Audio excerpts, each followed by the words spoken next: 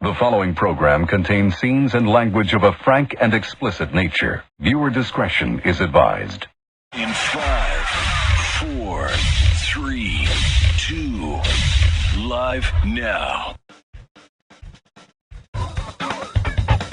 David Phelps, Celebrity Boxing. Don't miss Trash Talking Radio every Tuesday night from 7 to 10. Yo, this is the Hammer. Fred Ramses. Check it out. Trash Talk Radio, 7 to 10 every Tuesday. You know what I'm saying? Do it. Be there. Hi, this is Harry, sanitary engineer. You're listening to Trash Talk Radio. Next question, Jeff. Where are you? Right there. Yeah. I just want to thank TrashTalkingRadio.com for all you've done to your bodies. It's still real to me, damn it! I mean, you're awesome. Thank you so much, Mr. Trump, for saying what needed to be said. I don't want to see it. I don't want to leave. Hey, I want to talk to Mike Trash, man. Don't be putting me down like that. I appreciate it. Hey, would you shut up? Hi, this is John Wayne Bobbitt on Trash Talking Radio. We're on every Tuesdays from 7 to 10. TrashTalkingRadio.com. Hey, this is Uncle Paulie from General Hospital. You better listen to me. I end up with cement boots. Every Tuesday, 7 to 10. TrashTalkingRadio.com. Be there. I'm Melissa Bachelor. Oh my God. No. Oh my God. No. No. It's Trash Talking Radio. It's Tuesday. It's 7 to 10.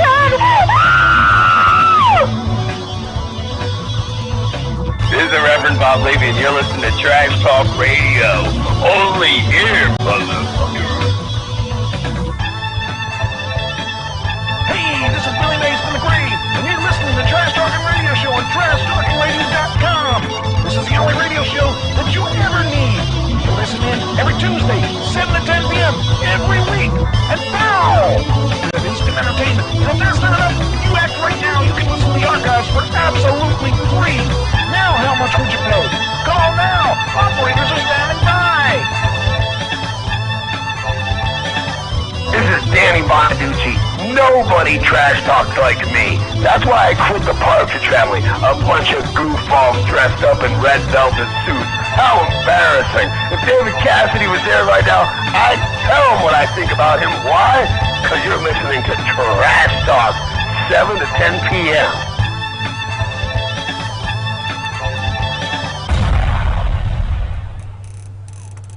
Welcome to the Trash Talking Radio Show. Please take a seat and help yourself to the snacks and beverages. The show will begin in just a few seconds. Are you ready? Are you seated? Please welcome your host.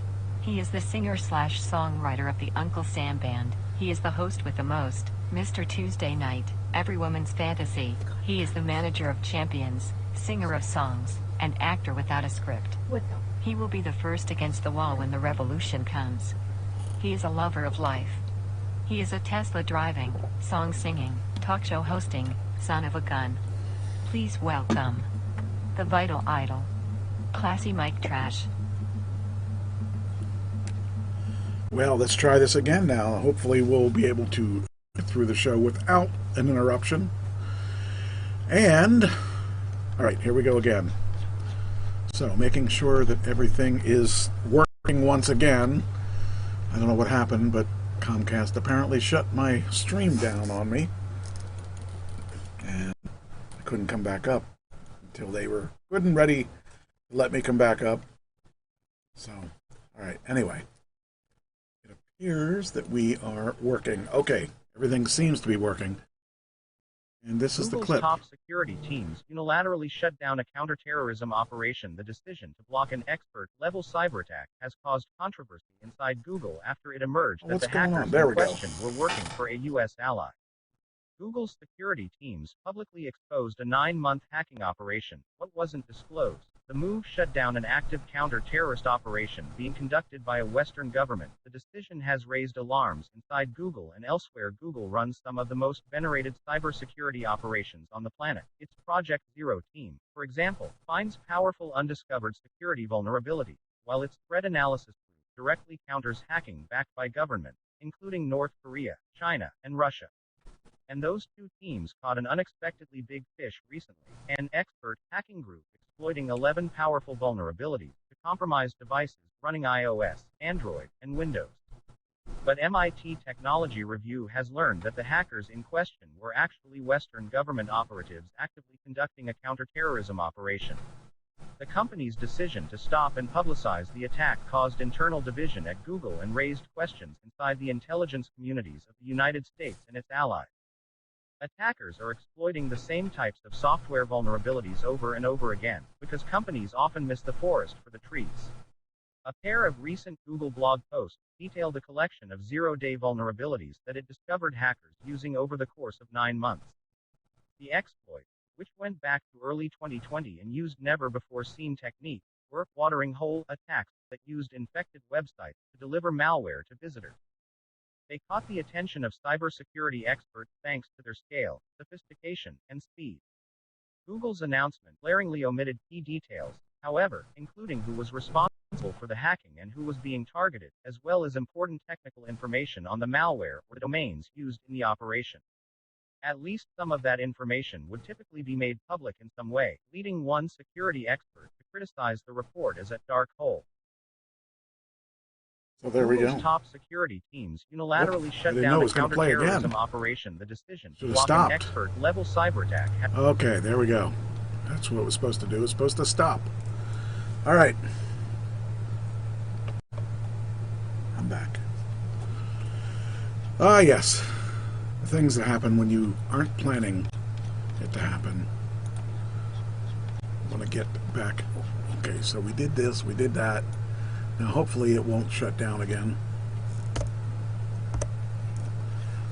All right, here we go. This is a lot of times when you're a politician, you have to be careful what you say because it's going to bite you in the butt. In this case, it should bite him in the butt. Steve Daines is the Montana senator, and he was saying to his people that homegrown meth back in the old days. Oh man, got to be careful what you say there, Steve. You're going to lose your chance to be a politician anymore. He touts the state's homegrown meth during a border visit. Ah, the good old days when meth in America was homegrown. Montana Senator Steve Daines is mocked for reminiscing about homemade meth while discussing the immigrant crisis. 20 years ago in Montana, meth was homemade. It was homemade, the Republican congressman said at the border Friday, and you had purity levels of less than 30%. Today, the meth that is getting into Montana is Mexican cartel. Its purity's north of 95%. Far more dangerous, far more addictive, and less expensive. Hey, you never know when you go to another country to make your meth, you can use cheaper labor, and therefore you got better meth at a cheaper price. So, yeah, kind of weird that the guy would be bragging about that. That's not the thing you want to brag about. But hey,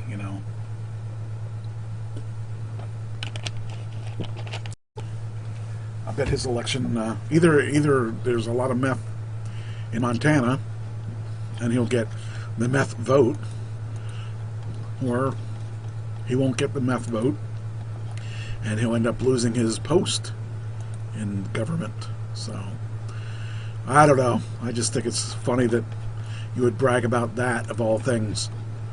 But hey, you never know. Let's see.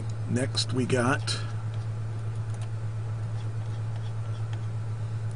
COVID-19 has exacerbated the opioid crisis in New York City, in New York State, I guess, DEA officials say. It says the COVID-19 pandemic has exacerbated the opioid crisis in New York, the Empire State's drug czar told the Post Tuesday. The New York Division of the U.S. Drug Enforcement Administration seized a staggering amount of meth and fentanyl in 2020, a year marred by the global COVID-19 crisis. See, when you aren't able to work, you got to get high, I guess. I don't know. There was a 214% surge in the amount of meth seized in New York, from 244 kilograms in 2019 to 767 kilograms in 2020, while there was a 59% jump in fentanyl, seized from 254 kilograms in 2019 to 404 kilograms in 2020. In the last year, the DEA New York division also confiscated nearly $170 million in drug proceeds and assets, over $603 million worth of illicit drugs. That's just in last year, and that's just what they captured. So imagine how much drugs and money goes through people's hands that haven't been confiscated. Imagine the numbers there. I mean, they've got to be in the high billions, because you're talking about, confiscated $170 million in drug proceeds and assets, and over $603 million worth of illicit drugs. That's almost $1 billion there. So how much do you think they're actually sending through that isn't being confiscated? So I don't know. I just think it's bizarre to think about that. Let's see what else we got here. Come on.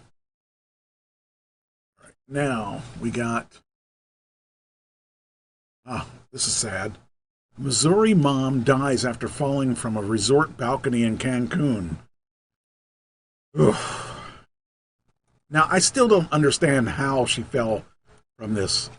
I don't know if it was, anything a little shady or what, but it didn't seem to be. It says a Missouri mom was found dead after she apparently plunged from a balcony at a Mexican resort on spring break.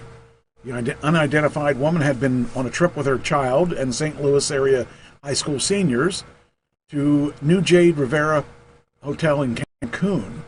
She's believed to have fallen from a fourth-floor room at the resort. One of the students on the trip stumbled across the scene after the body was found. Going into a trip, we were like, this is going to be the best time of our lives. It's going to be awesome.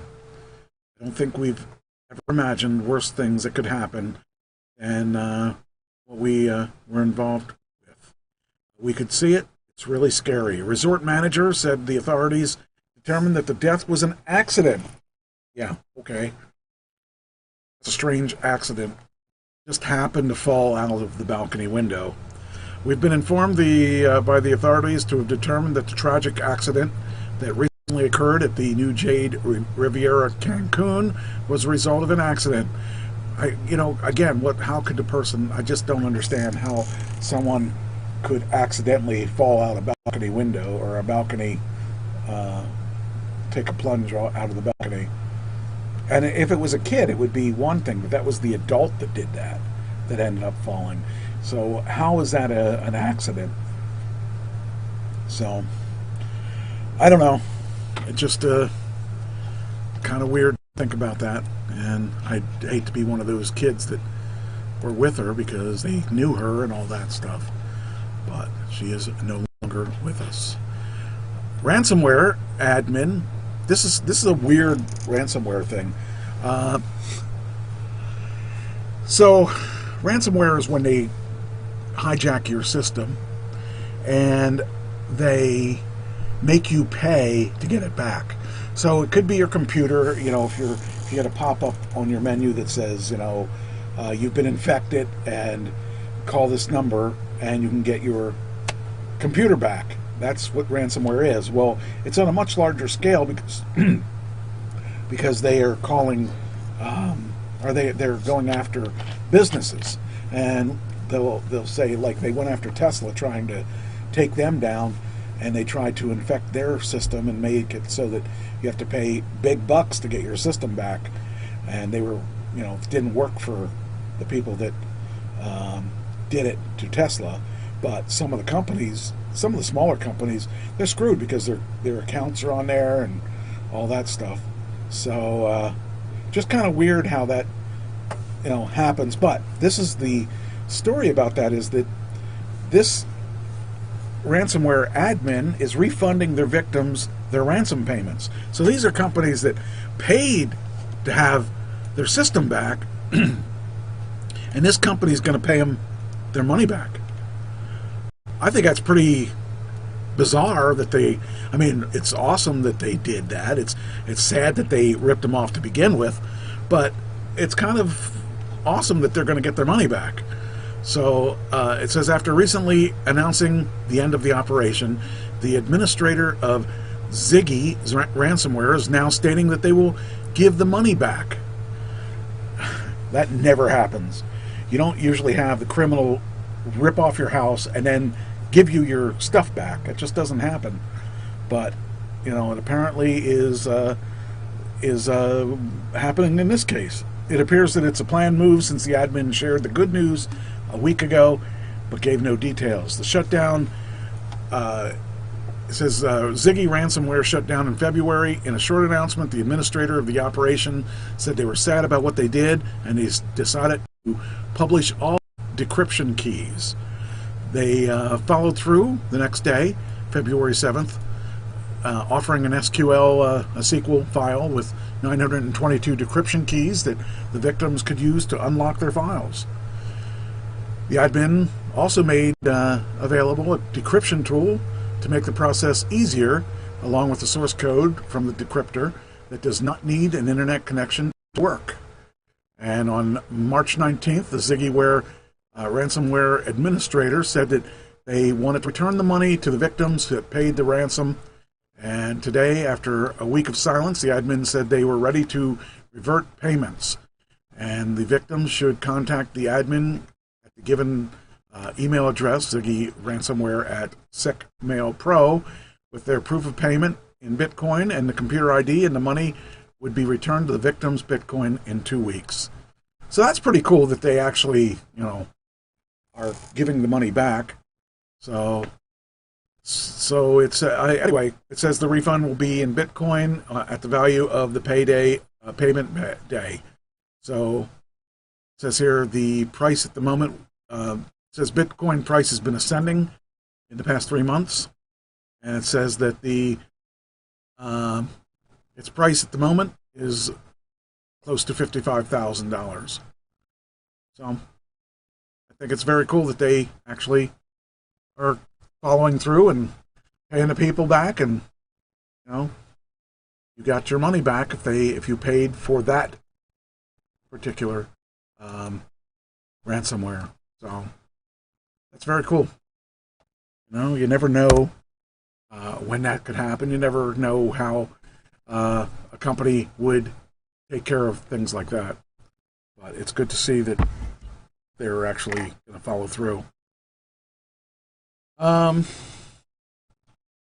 rid of this. And we got Nike is suing a company that made Satan shoes for Little Nas. So, Little Nas X. I have no idea what that means because I don't follow that stuff. I think there was a Little Nas that was a rapper of some sort. But I'm not really up on pop culture like that, so I can't really speak from knowledge. But we're going to figure out what that is. All right. It says here, athletic shoemaker Nike on Monday sued a New York-based company that produced Satan shoes purported to contain a drop of human blood as part of a collaboration with Old Town Road rapper Little Nas X. Nike said in a lawsuit that the company MSCHF, Mischief Product Studio Inc., infringed on and diluted its trademark with the black and red devil-themed shoes, which went on sale online Monday. Little Nas X is not named as a defendant in the suit. It says the shoes are customized Nike Air Max 97 sneakers that contain red ink and a drop of human blood, according to the website, describing 666 limited pairs of shoes. The back of one says Mischief, and the other says Little Nas X. So, well, it says look at this here Twitter link. See what that looks like. See if that is something that we know about. Take a look. There it is, the Drop 43 Satan shoes. I think once you buy it, I mean, I don't know what the law is on that, but once you buy something, can't you alter that? And, you know, I guess not. Kind of weird. But, yeah, I just think it's really weird that you would even want a pair of shoes like that. Some people would. I don't know. Immediately sold out before the site would even load on my phone. I just wanted one pair. I refuse to deal with the secondhand scalpers. Oh man, that's just funny. These people, why in the world would they want that stuff? I mean, maybe I'm just, I don't know, just kind of weird. Several media outlets reported that the shoes sold out in less than 1 minute at a cost of $1,018 a pair. Lil Nas X said on Twitter he would choose the recipient of the 666th pair from social media users who circulated one of his tweets. I don't know. I just think that's really weird. That's just so strange. Nike, in its lawsuit filed in federal court in New York, said the shoes were produced without Nike's approval and authorization, and the company was in no way connected with the project. There's already evidence of significant confusion and dilution occurring in the marketplace, including calls to boycott Nike in response to the launch of Mischief's. That's just really strange when I think about this, because I remember back when, and this isn't exactly the same thing, but back when WWE was WWF World Wildlife Federation, or whatever foundation, sued WWF World Wrestling Federation for the letters WWF because of confusion. And there's no way that someone that was following the wrestling company would be confused with the wildlife company. I just think that's bizarre and off the wall and just unnecessarily wasteful of money. But the WWE is the WWE now, and there's not any problem with it, so I don't know. Anyway, that's the the Satan shoes. I don't know. I don't really understand the whole gotta have Satan shoes thing. This is sad. The New York Public Housing Inspector sends racist Ching Chong letter to Vietnamese tenants. And, you know, I don't know why we can't all just get along. Why there's got to be antagonists. I mean, I went through, when I was a kid, I went through all kinds of bad things where I was bullied. And even in my adulthood, I was bullied a bit. But I stood up for myself and chose not to be bullied. But why? Why do people have to do this?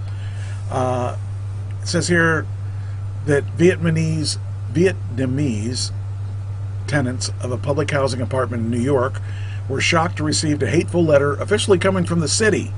An unnamed worker of the Department of Housing Preservation and Development reportedly addressed the letter to Ching Chong, a racial slur used against people of Asian descent, in place of the actual names of the Vietnamese immigrant recipients. Ooh, boy, phew, recipients.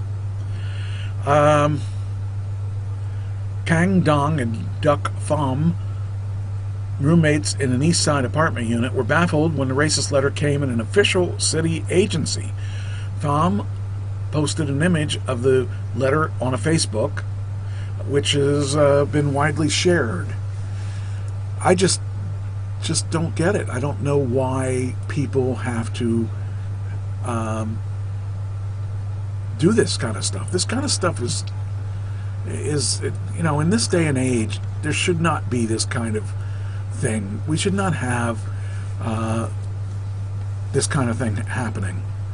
I mean, we're adults. I mean, most of us are.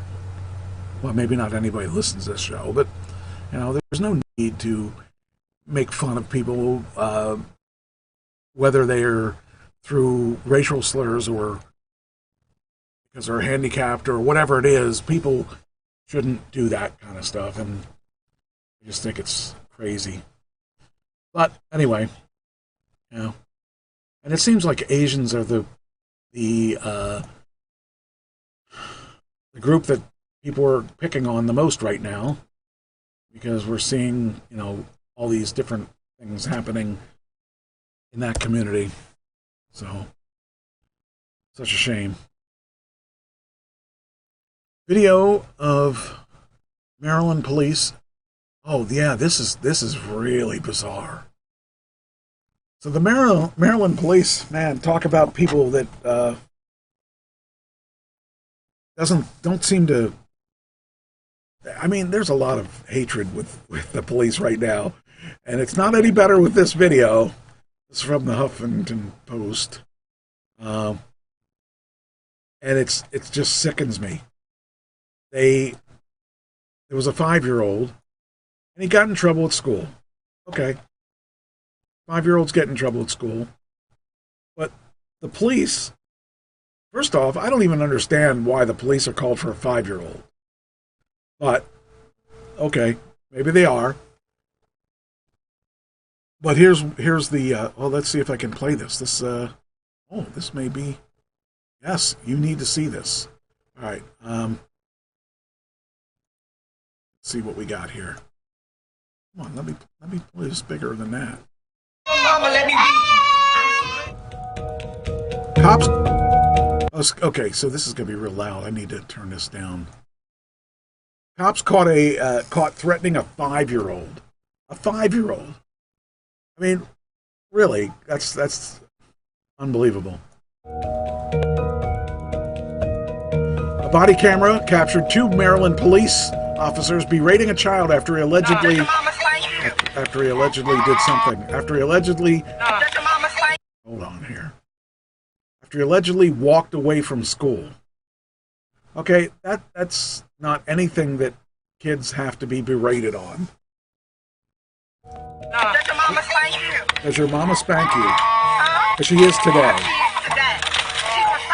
She's going to spank you today.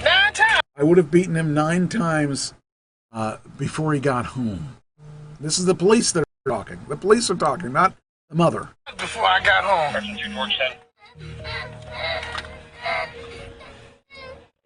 Don't nobody want to hear that. Ain't nobody even listening. And the thing is, okay, this is a newly released video. Police officers in Maryland viciously berating a 5-year-old, calling him a little beast, encouraging his mom to beat him, and screaming in his face as he cries after the child allegedly hit a teacher and walked away from school. Body camera released Friday shows 2 police officers collaring the child on a street and forcibly putting him in the back of the squad car while telling him he's going to get physically punished.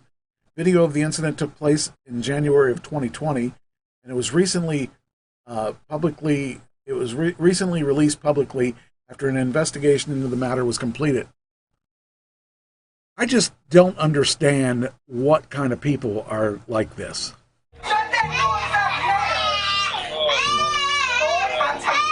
I hope your mama let me beat you.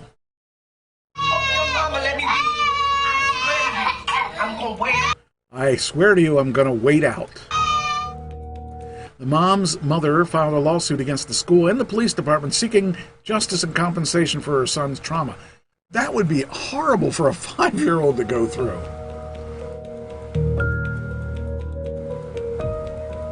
Both officers still remain employed following the department's internal investigation. The findings are confidential under Maryland law.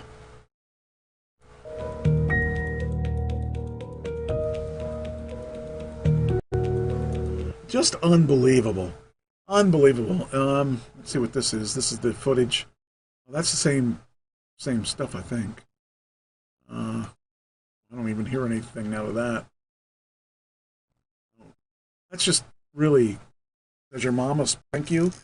They need to spank you today. I would rather, I would have been beaten 9 times before I got home, the other officer says as the crowd cries. Don't nobody want to hear that. Ain't nobody listening. They also ought to send these people to school. Hey, come here. School, Yep. so that they can learn how to speak right. Do what you want? Are you an adult? Are you 18? So why are you outside of school?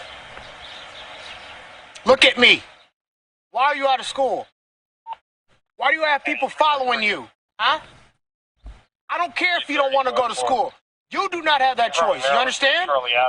Okay, so far that's okay. Get back over there. Now. Now. Don't make me take you over there. You're working a bit now. Okay. Alright, can I give you a vest?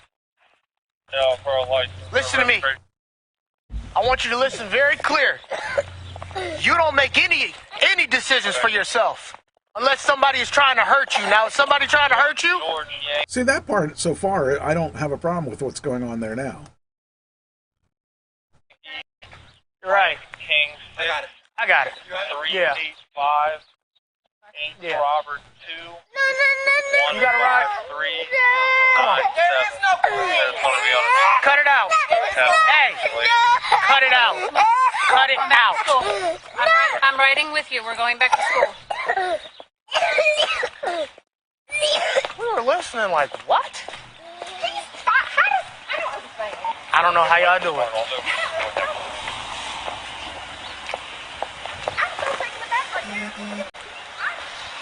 You got him? Yeah, you also have a license. Want to check?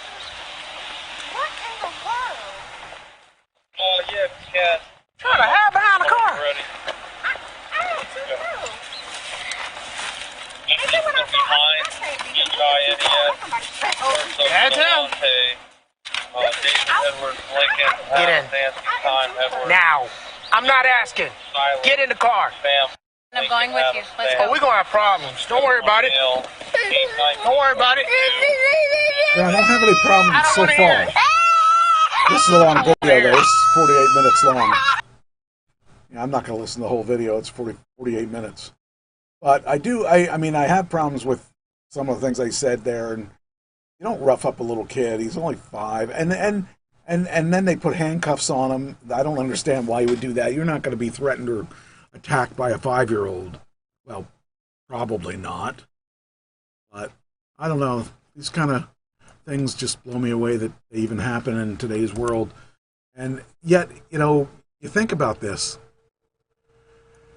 How many times do we run into a situation where a kid is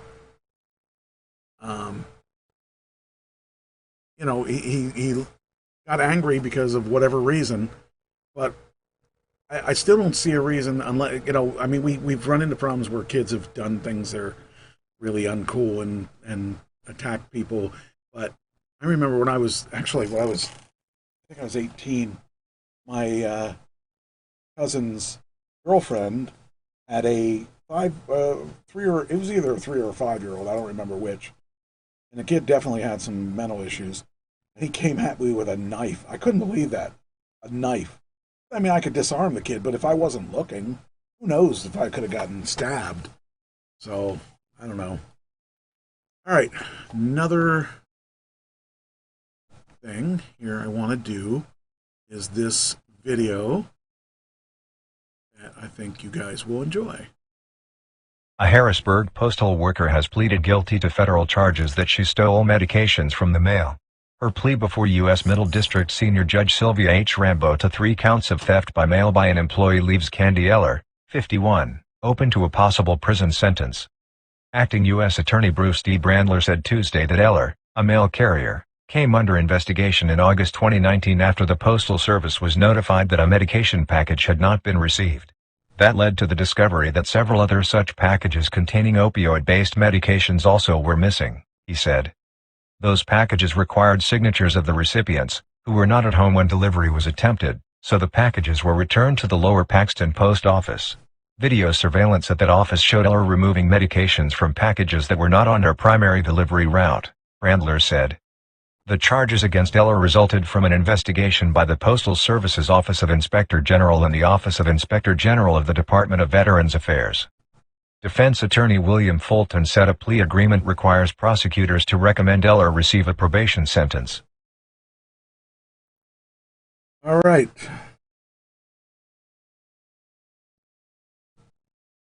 All right, we're back. So that, I mean, that, I guess I'm not back. Hold on. Thought I was back. There I am. Anyway. Yeah, stealing meds from the mail. Talk about oh man. And the thing is, it wasn't even her route. I mean, I would have had to be smarter about it than that. I mean, you just don't steal somebody's meds. I don't know. So that person's probably going to end up going to jail, and the dummy was not very smart about it. I mean, not that they should have been smart about it. I'm glad they were caught, but kind of scary. These people were out there ripping people off, and I don't know how they thought they would have gotten away with it, especially if you get caught on cam. You know, if you said one thing, if you were the deliverer and you didn't deliver them, you would have to, I guess you would still have to come up with the reason why you didn't deliver. But I don't know. I just think it's bizarre how that person thought they would get away with that. So, all right. Next. Let's see. We just watched. Delete that page now. Now we got... All right, so we got all kinds of weird, bizarre things going there.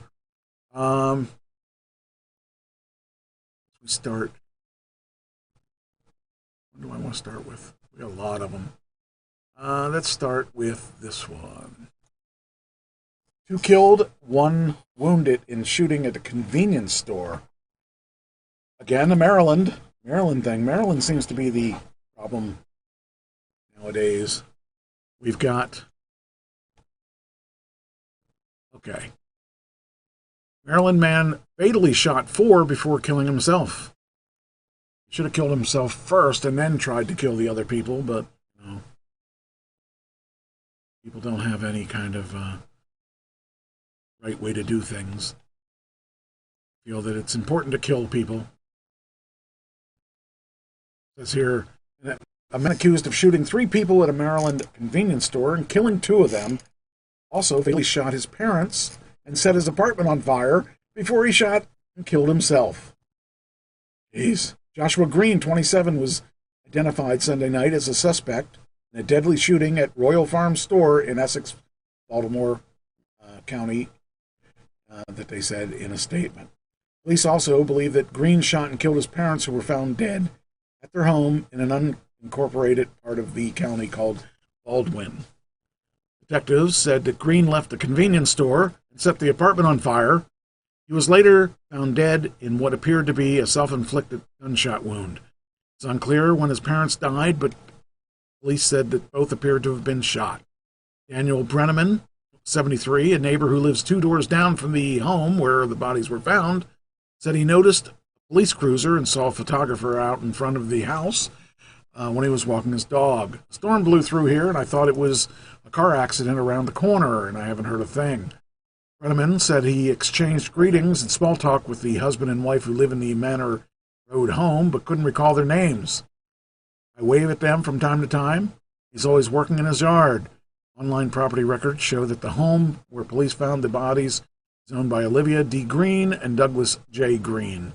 So it's really a shame this person ended up screwing people's lives up. And, oh, that's kind of funny. For some reason. All right, let's see here. There we go. There's the picture I was looking at. You got to see the black screen, but I got to see the whole thing. So, anyway, it's a shame that the person killed all those people before he killed himself. You know, I always say if you're going to commit suicide, if you're going to do a commit suicide and kill people, you should commit suicide first, and then do whatever you have to do. This is really, really, really sad. So an immigrant comes to this great country of ours, and he's trying to make a life for himself and his family, and he's taking a job driving Uber. And of course, you got to have some little punk kids ruin that whole thing for him. As sad as it is, this guy, Pakistani immigrant, was minding his own business, doing what he had to do to take care of his family. And these two little girls, 13 and 15, I believe. Yep, 13 and 15. Get into his car, and they just decide they're going to rob him. They're going to carjack him. And they end up killing him. It says harrowing new details emerged Thursday about how an Uber Eats driver was killed when two stun gun wielding teenage girls allegedly carjacked his vehicle in Washington, D.C. The girls, 15 and 13, remained in custody and are facing murder charges over the Tuesday death of Muhammad Anwar, 66, a dad of three who immigrated from Pakistan in 2014 to build a better life for himself and his family. It is such a shame that this happened, because this guy, he wasn't doing anything wrong. He was just trying to make a living for himself and trying to provide for his family. And sadly, Muhammad Anwar's family said the 66-year-old Springfield resident was a hard-working Pakistani immigrant who chose happiness every day while working to build a better life for his family. They say the loss felt by his death is immeasurable. A GoFundMe page has already raised more than $50,000 in support. And that's very cool that he got, but that's not going to replace him. That $50,000 is not going to replace him. Of his family and funeral. The 13 and 15-year-old girls charged with his murder appeared in court Wednesday afternoon. Prosecutors say Anwar encountered the girls as he was making deliveries for Uber Eats. You know, it sucks because those two girls are young enough that they're going to get off on this. They're not going to get charged, or they're going to get some slap on their wrist, or they're going to get, maybe they'll go to some monitored school, or they may be, it's not enough. These kids killed that man. And why? What's the line? Oh, wait a minute, what happened here? They wanted that. They killed that man for nothing. They didn't even get the car. He was outside his Honda Accord when the girls tried to steal it. A detective said Anwar became wedged between the driver's seat and a car door as the teens, who were inside the Honda, sped off. The court said a video showed Anwar was hanging from a car as it sped down Van Street Southeast. The car hit something along the way, causing the door to swing back and hit Anwar. Prosecutors say Anwar was then thrown into the air as the car turned right onto Inch Street Southeast. Moments later, the car crashed. Anwar would later succumb to his injuries. Just last month, MPD Chief Robert Conti said delivery drivers for companies like Uber Eats had increasingly become targets for carjackers, and that Navy Yard was a hotspot for such crime. MPD says carjackings actually tripled in amount compared to this time last year, and that 23 juveniles have been arrested in those crimes. Now, those girls will remain detained until their next hearing on the 31st. The judge said they're a potential threat to others. MPD even claimed they used a taser on Anwar during the incident. John Henry. Just so sad. So sad. But that poor man just didn't have... It just isn't right. This video, let's see if this... There's a video I do want to show. That someone actually got the video of... I think this is it. Okay, there's... I'm going to play this other video. First off, I got to... It shouldn't... That kind of thing shouldn't happen. It just shouldn't happen. And they got to make... They really got to make... these girls pay, because they got to show that you won't get away with it if you do this. And I just don't understand why these girls had to do that. They just... It may have 13 and 15. When I was 13, I was at home playing with my G.I. Joes and stuff. I don't think that I would have ever thought of doing something like this. Okay, the graphic video. Okay, here we go. This is the graphic video, I think. Washington, D.C., Maryland, or Muriel Bowser was slammed for what was people calling insensitive... Is this the right one? Insensitive tweet about auto safety. Auto theft is a crime of opportunity. Follow these steps to reduce your... but the thing is, he was an Uber driver. That's the thing. He never had a chance. After she posted and later deleted, almost a week after the grisly slaying of an Uber Eats driver in the area. Who would have thought, delivering Uber Eats would be that dangerous? When if you take a look, this guy, he was in this video. He was between the car door and the seat, and they took off on this car, and he didn't have a chance. And it hit you could see the door hit there, and it hit him, I'm sure. Mayor Bowser keeps finding new lows. Immigrants and citizens of D.C. deserve better. That's true.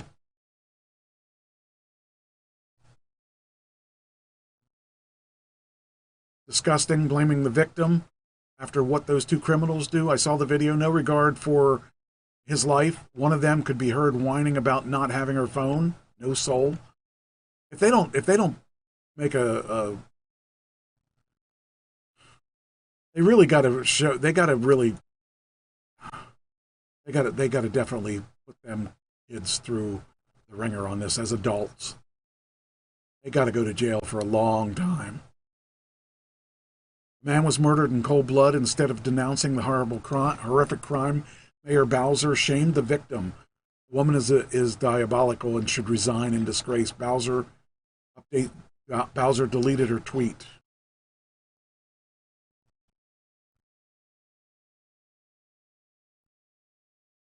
If there's anything else on this.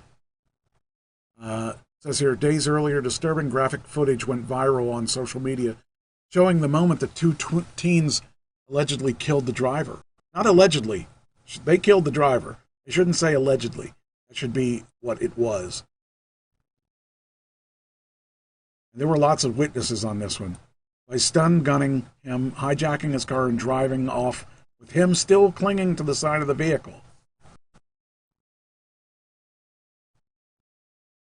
The girls stole the car. Oh my God, oh my God, oh my God. There they are. There's some military guys that were down there that helped him out of the vehicle, and fortunately they were caught, and hey, they stole the car. Suspects ages 13, 15 were caught jumping out of the overturned Honda unhurt, while the victim, Muhammad Anwar, lay lifeless on the sidewalk nearby.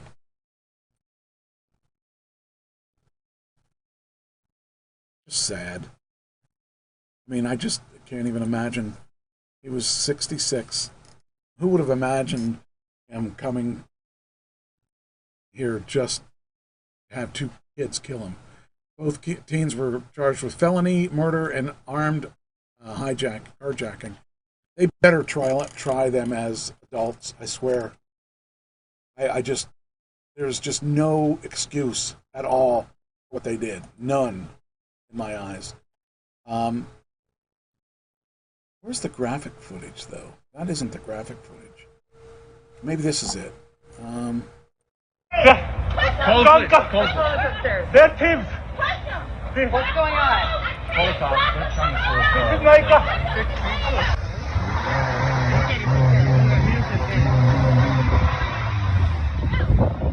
They were stealing the car there, right there. It's my car. It's my car. Probably the last thing he got to say, too. And there he is. And as the door hit the side. Yeah, we called the cop. Call the cop.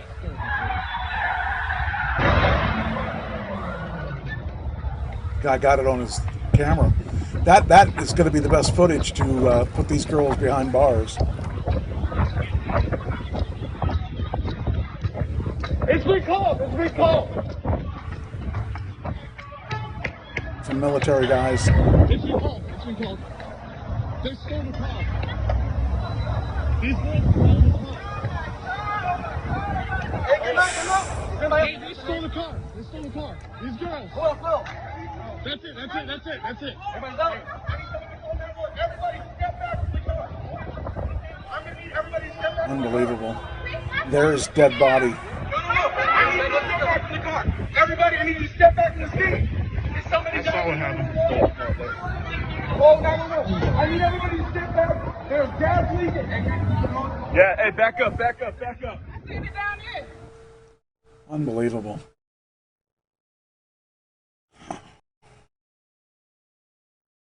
It's just so sad. You know, they just didn't care. And, you know,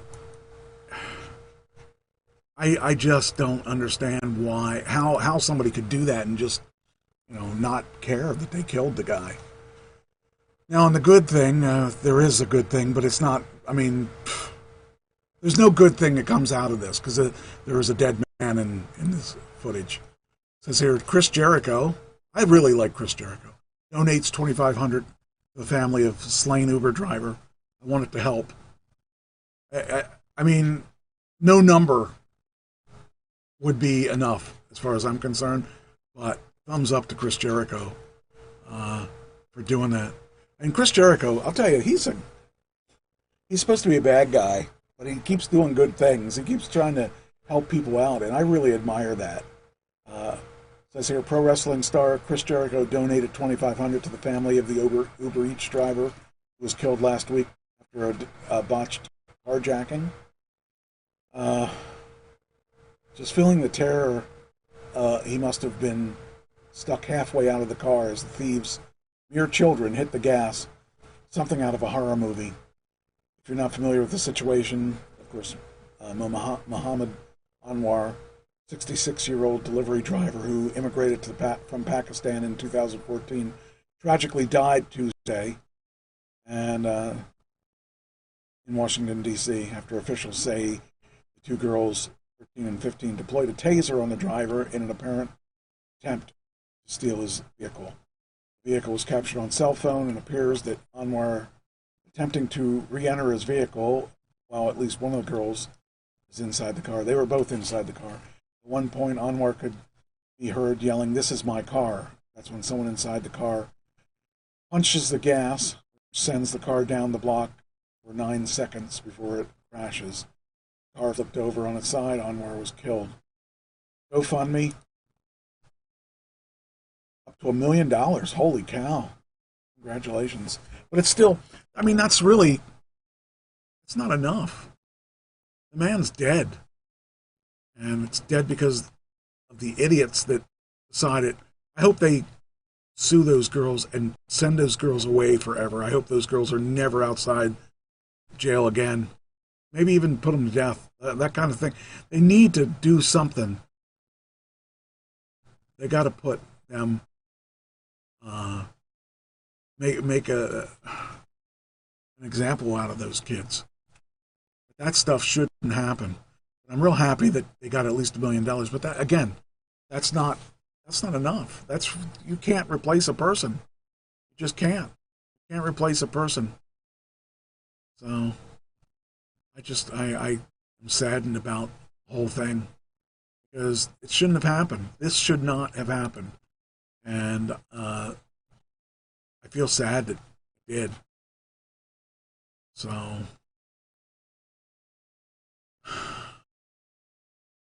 this is just, it's so sad. I applaud Chris Jericho. He is one of a kind, and I think the world of him. When he was on this show, he was a really super guy, and I've Met him in Virginia shortly after that. Just, I'm really sad about this whole thing. It should have never happened. But these kids just decide that it's okay. You just take someone's life, and it makes me sad. So, and in that realm, we have 3 charged with Virginia Beach shooting that wounded 8 people. I don't know. It must be springtime. Must be a time that people are itchy gun fingers or something, and just people that want to kill people or steal from people or both. But 3 young men were slapped with a series of gun and assault charges after a gunfight erupted in Virginia Beach, leaving 8 people wounded. The melee was one of 3 separate incidents that also left 2 people dead. The chaotic night began around 11:30 p.m. when the fight broke out in a crowd on the main strip in the Oceanfront Resort City. It says multiple gun shots were fired, and police arrived to find 8 people with gunshots, some critically hurt. Amon Jared Adams, 22, of Chesapeake, Virginia. Nyquez Tyon Baker, 18. Devon Maurice Dorsey Jr., 20, both of Virginia Beach, arrested in the incident. They were charged with 7 counts of felonious assault, use of a firearm, and the commission of felony and reckless handling of a firearm. The wounded were treated in area hospitals. Some of them were fighting to survive, while others were in stable condition. The incident was followed by a second shooting a few blocks away, killed an innocent bystander, Shala O'Shea Harris of Norfolk. Harris was the start of the final season of Harris. Oh, okay, so that was the Bad Girls Club person on the Oxygen Network. All at that scene, Donovan Lynch of Virginia Beach, 25, who was armed and may have been part of the original fight, was shot and killed by uniformed police. Police did not say what sparked the gunfire, only that the officer encountered an armed citizen, which resulted in a police-involved shooting. The officer involved in the shooting is a 5-year veteran of Virginia Beach Police. Oh, too many people killing each other. I'm telling you. Then, Fed shot drug suspect at New Jersey Ruby Tuesday. You know, I just dated a Ruby Tuesday about 2 weeks ago. Fortunately, it wasn't that one. After he hit the agent with a car. So, federal agents opened fire at drug suspects at the parking lot of a New Jersey Ruby Tuesday when one of the alleged traffickers hit a DEA agent with a car in the parking lot. The suspect, who was shot by agents near the restaurant in Elizabeth, and his cohort, had a kilogram of fentanyl. And to give you some perspective, 2 milligrams of fentanyl can be fatal. How much did he have? He had a kilogram. It's crazy. Broad day melee reportedly started when the feds moved in to arrest the suspects, and one of them tried to drive off. Struck an agent. He struck one of our task force agents with his vehicle, and as he was trying to get away, the suspect was shot in the shoulder and is now in federal custody after being treated at the hospital. The agent, who was hit by a car, did not suffer any serious injuries. The unnamed suspects face drug charges. So, I don't know. I just wonder if it's worth it. I mean, how much money can you make, and what are your chances of getting caught? And if you're getting caught, are you getting caught for, things like this, where you end up killing somebody or hurting somebody or running over somebody or whatever? Seems like it's, maybe not worth it. Mexican drug traffickers accused of trying to smuggle 2 tons of narcotics into the U.S. Ah, yes. Our friend in Colorado, the politician, probably said he remembers back in the day. I don't know. I try to think of some positive out of all this, but there really isn't. 2 Mexican drug traffickers tried to smuggle more than 2 tons of meth and 100,000 fentanyl pills in the U.S. The drugs were worth more than $90 million had they hit the streets. And Special Agent in charge, Ray Donovan, who heads the DEA's New York division, Jose Gaston Torres and Alejandro Gastelum Vega were arrested in Mexico on January 29th after the Mexican Navy tracked their boat traveling from Las Arenales, Sonora, I don't even know where that is, through the Gulf of California, drop off drugs.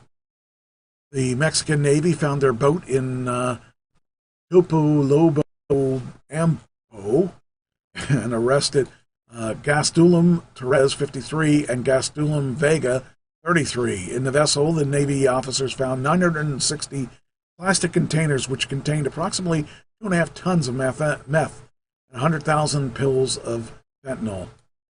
2 traffickers were allegedly caught red-handed over $90 million worth of fentanyl and meth. Weird stuff. I don't know.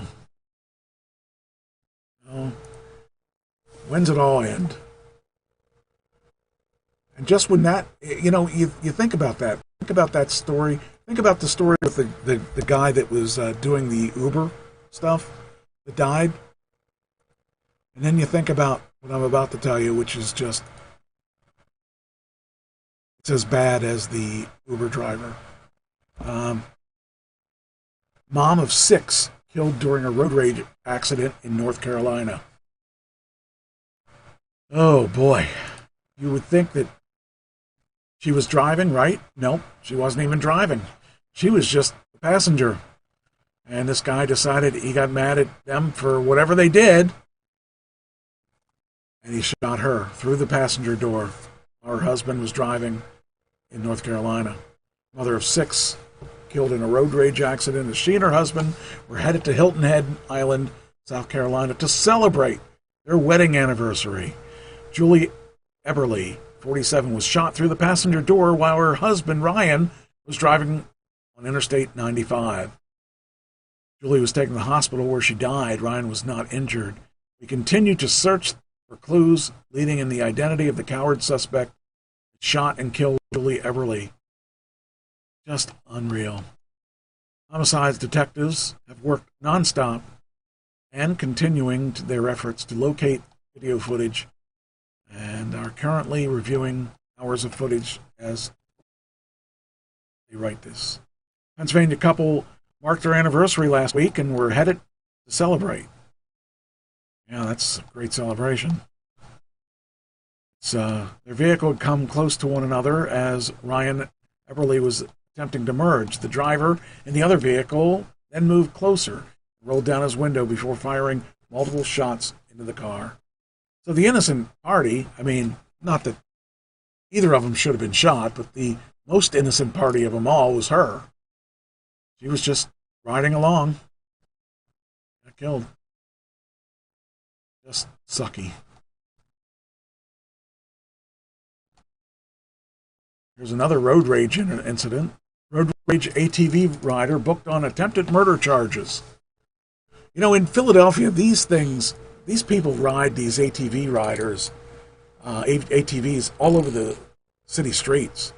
And I was really shocked when I went down there and found these guys riding these ATVs. ATVs, they're really meant for all-terrain vehicle. Isn't that what ATV stands for? But instead, they're out there riding them on their roads, and I guess they have their little gangs that drive them, and I guess they're easier to get around the city, too, because they're smaller. But this happened in Philadelphia, I believe. An ATV rider came on camera bashing a car window, caught on camera, with a cinder block and punching out the driver after a fender bender had been arrested for, it says, it's in Philadelphia. Gregory Stevens, 27, was nabbed Friday, Philadelphia District Attorney's Office said. Stephen, whose Philadelphia road rage went viral earlier this week, was hit with a bevy of charges for separate incidents, including attempted murder, aggravated assault, and robbery for the February shooting of a pharmacist, an oxycodone pill robbery. He faces assault, reckless endangerment, criminal mischief, and harassment charges from the hot-headed encounter with the driver of the SUV, who rear-ended Stevens' ATV after Stevens had suddenly hit the brakes. After the collision, Stevens allegedly caught on camera smashing the SUV's windows and slugging the driver. The ATV driver was also seen brandishing a gun. This guy's going to go to jail, hopefully. Violence is an outrage. And like I said, in Philadelphia, I see these things all the time. Whenever I go down there, I see these guys driving these ATVs in just freaking all the time. So I have a special video I want to do on why Easter is called Easter. Why Easter is called Easter. So I hope you enjoy it. Why Easter is called Easter, and other little-known facts about the holiday. The date of Easter, when the resurrection of Jesus is said to have taken place, changes from year to year. The reason for this variation is that Easter always falls on the first Sunday after the first full moon following the spring equinox. Easter is quite similar to other major holidays like Christmas and Halloween, which have evolved over the last 200 years or so. In all of these holidays, Christian and non-Christian pagan elements have continued to blend together. The New Testament gives no information about what time of year Jesus was born. Many scholars believe, however, that the main reason Jesus' birth came to be celebrated on December 25 is because that was the date of the winter solstice according to the Roman calendar. Since the days following the winter solstice gradually become longer and less dark, it was ideal symbolism for the birth of the light of the world, as stated in the New Testament's Gospel of John. Spring also means the coming back to life of plants and trees that have been dormant for winter, as well as the birth of new life in the animal world. Given the symbolism of new life and rebirth, it was only natural to celebrate the resurrection of Jesus at this time of the year. The naming of the celebration as Easter seems to go back to the name of a pre-Christian goddess in England, Eostre, who was celebrated at beginning of spring. The only reference to this goddess comes from the writings of the Venerable Bede, a British monk who lived in the late 7th and early 8th century. In the Hebrew Bible, Passover is a festival that commemorates the liberation of the Jewish people from slavery in Egypt, as narrated in the Book of Exodus, celebrated on the first full moon after the vernal equinox. On one Passover, Jesus traveled to Jerusalem with his disciples to celebrate the festival. He entered Jerusalem in a triumphal procession and created a disturbance in the Jerusalem temple. It seems that both of these actions attracted the attention of the Romans, and that as a result, Jesus was executed around the year AD 30. Some of Jesus' followers, however, believed that they saw him alive after his death, experiences that gave birth to the Christian religion. As Jesus died during the Passover festival and his followers believed he was resurrected from the dead 3 days later, it was logical to commemorate these events in close proximity. In early America, the Easter festival was far more popular among Catholics than Protestants. For instance, the New England Puritans regarded both Easter and Christmas as too tainted by non-Christian influences to be appropriate to celebrate. Such festivals also tended to be opportunities for heavy drinking and merrymaking. The fortunes of both holidays changed in the 19th century, when they became occasions to be spent with one's family. This was done partly out of a desire to make the celebration of these holidays less rowdy, but Easter and Christmas also became reshaped as domestic holidays because understandings of children were changing. Prior to the 17th century, children were rarely the center of attention. It is at this point in the holiday's development that Easter eggs and the Easter bunny become especially important. Decorated eggs had been part of the Easter festival at least since medieval times, given the obvious symbolism of new life. A vast amount of folklore surrounds Easter eggs, and in a number of Eastern European countries, the process of decorating them is extremely elaborate. Several Eastern European legends describe eggs turning red, a favorite color for Easter eggs, in connection with the events surrounding Jesus' death and resurrection. Yet it was only in the 17th century that a German tradition of an Easter hare bringing eggs to good children came to be known. Hares and rabbits had a long association with spring seasonal rituals because of their amazing powers of fertility. When German immigrants settled in Pennsylvania in the 18th and 19th centuries, they brought this tradition with them. The wild hare also became supplanted by the more docile and domestic rabbit, in another indication of how the focus moved toward children. As Christians celebrate the festival this spring in commemoration of Jesus' resurrection, the familiar sights of the Easter bunny and Easter eggs serve as a reminder of the holiday's very ancient origins outside of the Christian tradition. All right. So there you go. There's the information on Easter, all the information you wanted to know. So, yeah. I want to play that stuff out. And, okay, so that's all done.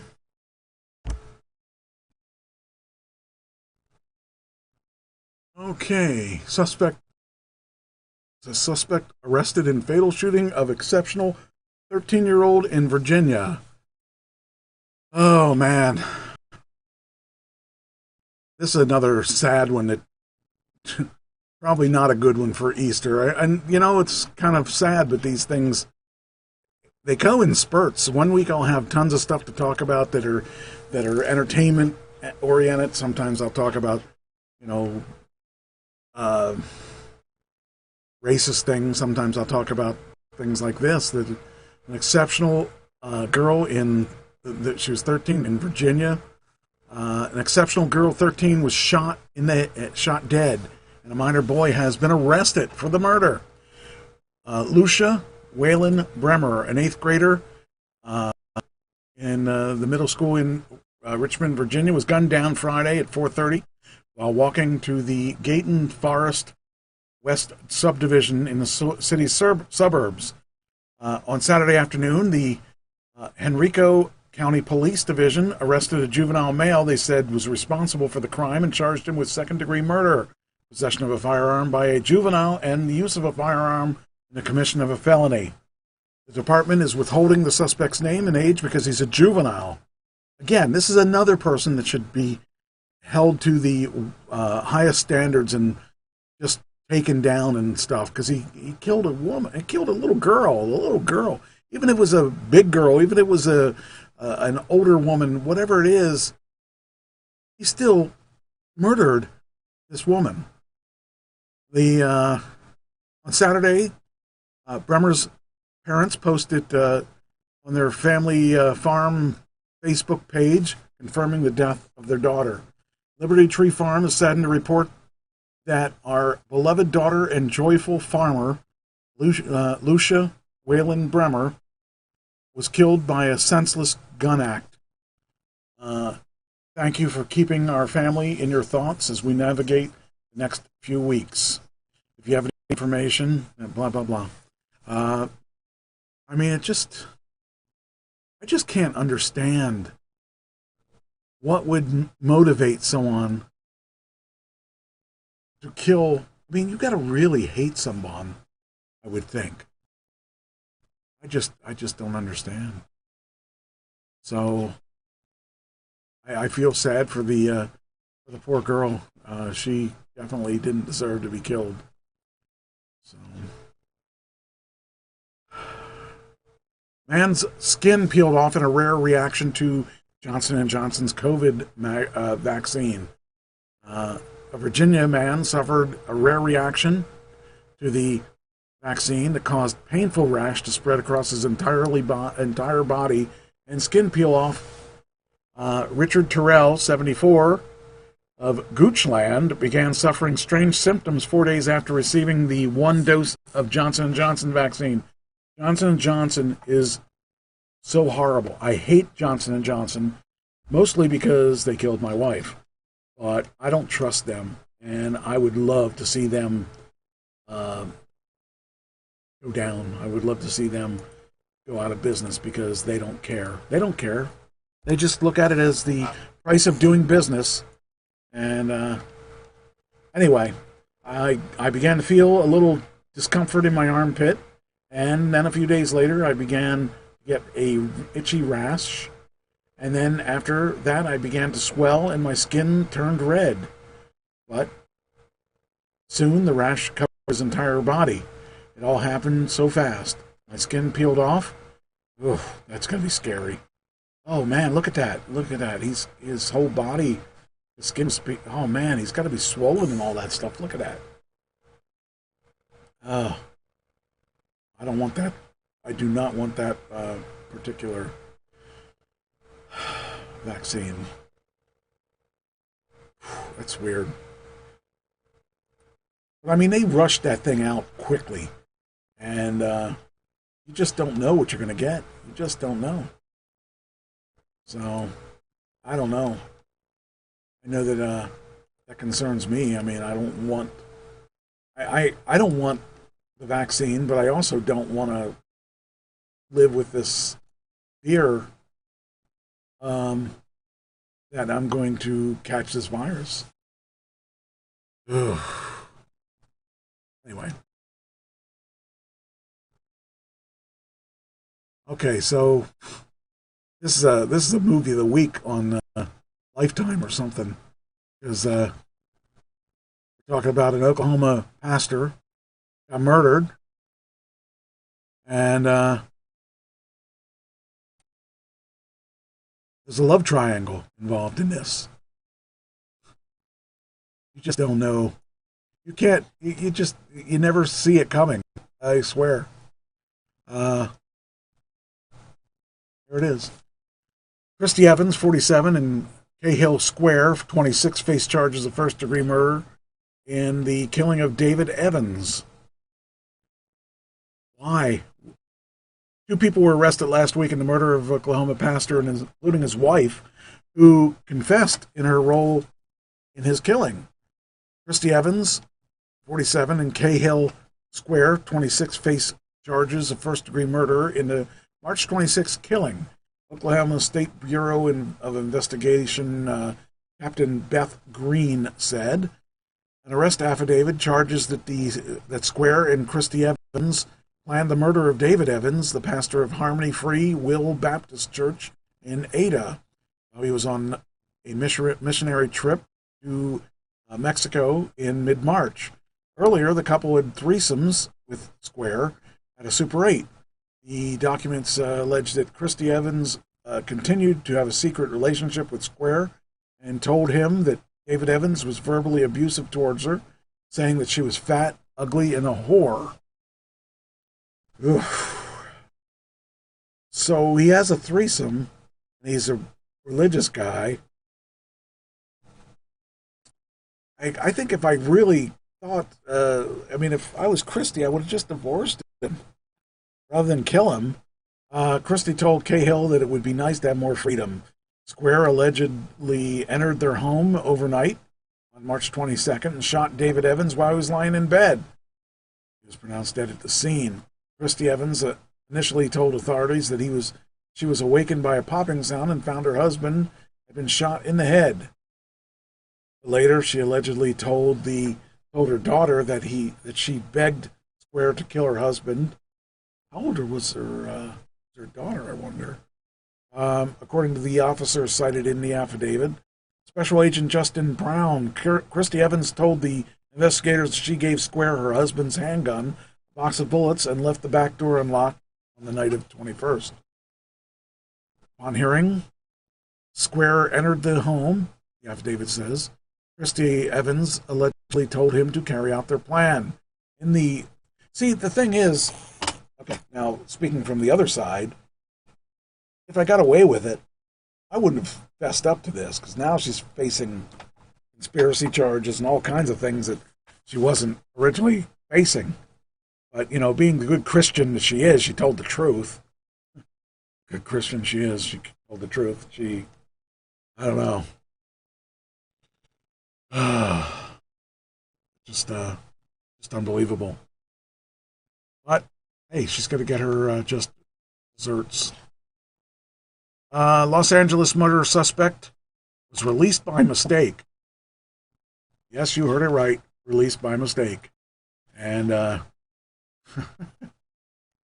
he was caught again on purpose. So that's a good thing. So at least we know that he's still not out there running around doing all kinds of stuff that's uncool. But, yeah, it's just, you think that stuff only happens in the movies. Los Angeles murder suspect released from jail almost 3 weeks ago was captured Monday. Stephen Manzo, 24, was arrested after a traffic stop in Cypress, in Orange County, which is southwest of Los Angeles. Los Angeles Sheriff's Department said his release on March 9th prompted a search that closed a downtown Los Angeles freeway that day.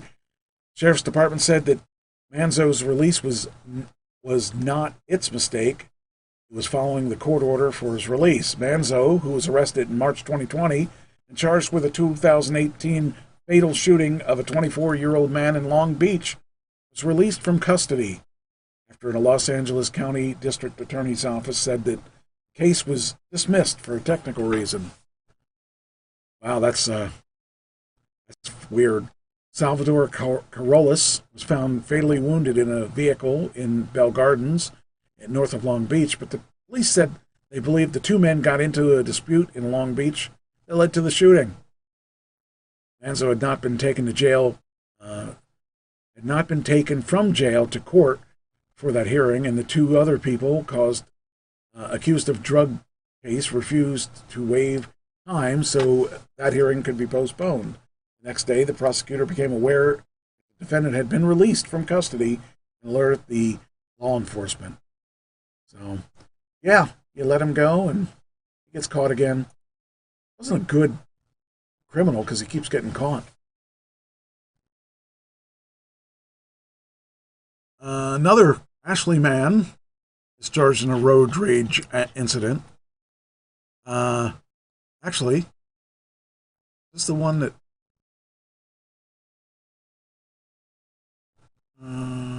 no, this is a different one. Okay. Look, Ashley man fired a gunshot at another motorist during a fit of rage last week.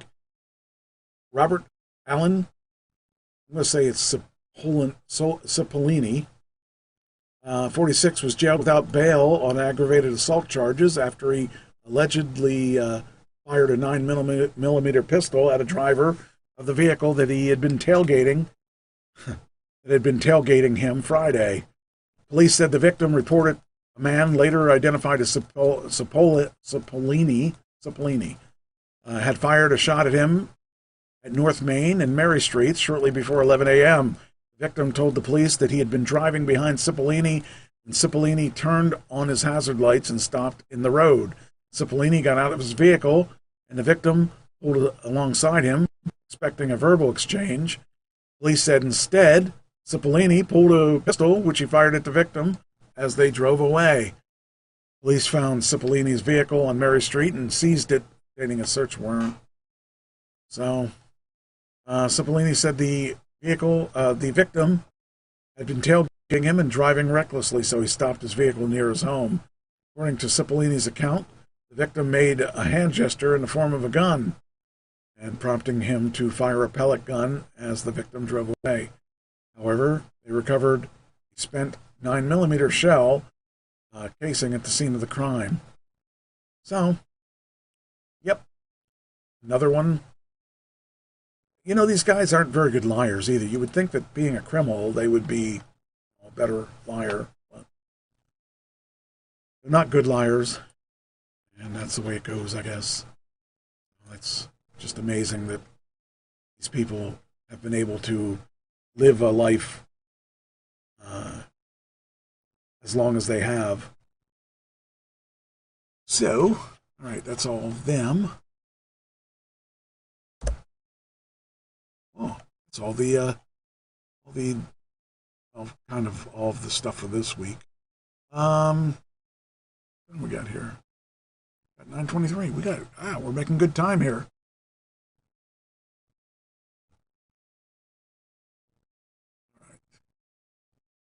This is one from a couple weeks ago that I just didn't get to do.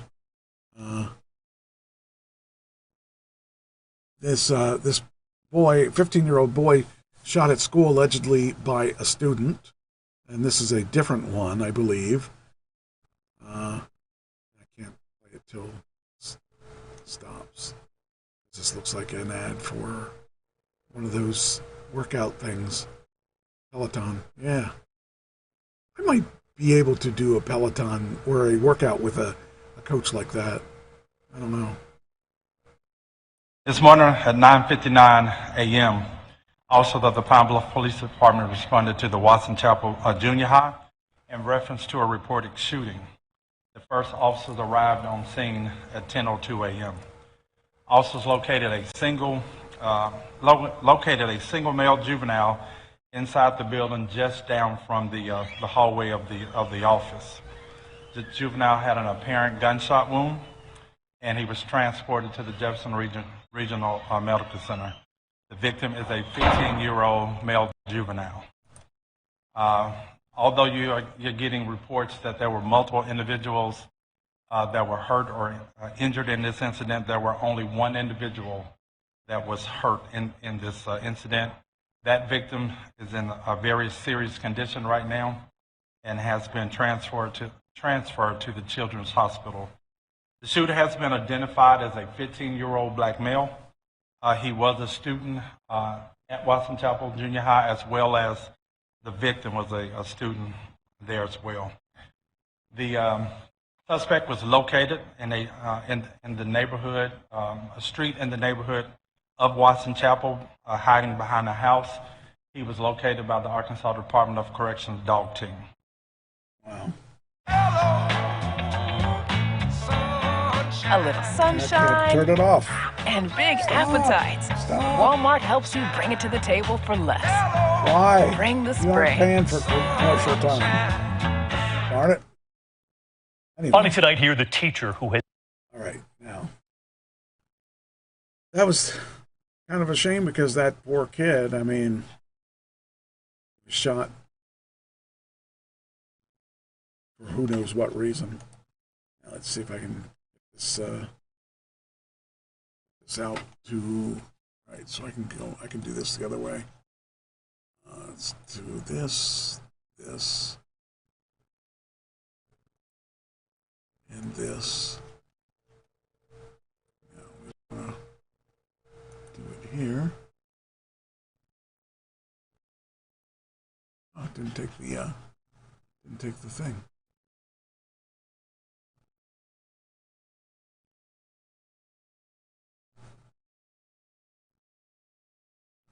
I'm gonna do on the link too.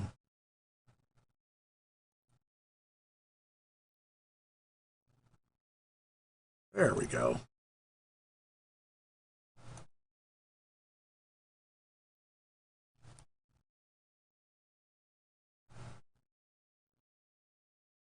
Send that out to read it as well.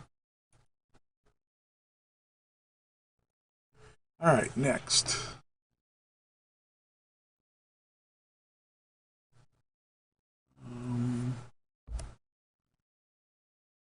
I think I want to... I made a couple more videos of the band, and I thought maybe I'd share another video with you.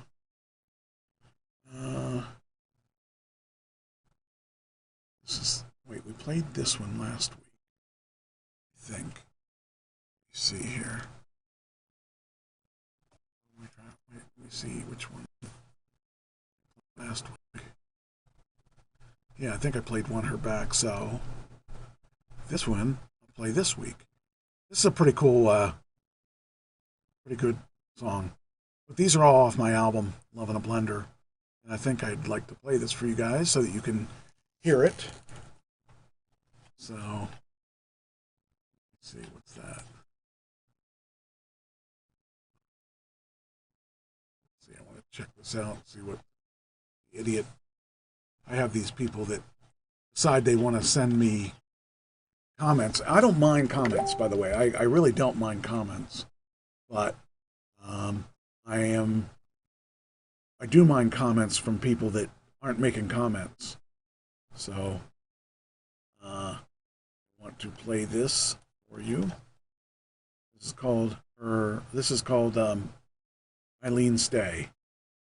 So you enjoy it. It plays. There you go.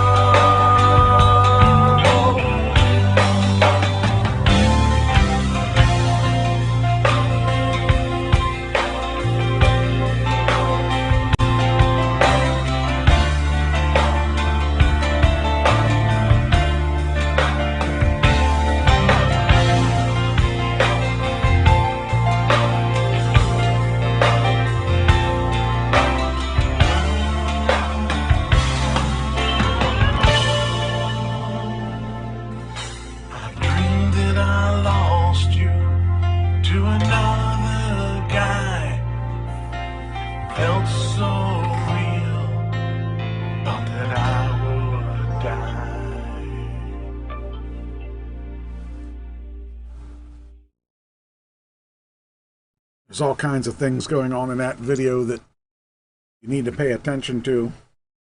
Like in the mirror, there's a guy in the background. And just kind of cool little stuff like that that we put in there. So That's available iTunes, Deezer, Amazon, all those places. That's where my album is at.